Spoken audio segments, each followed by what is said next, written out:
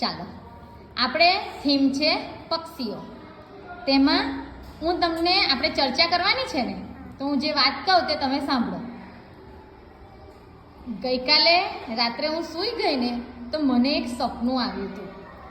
સપનામાં મને એવું સંભળાયું કે દરવાજાની ઘંટડી વાગે છે.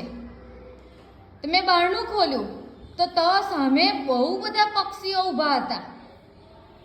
તો કયા કયા પક્ષીઓ આવ્યા હશે કહો જોઈએ એક એક. ચકલી, પોપટ, પછી કાગડો, પછી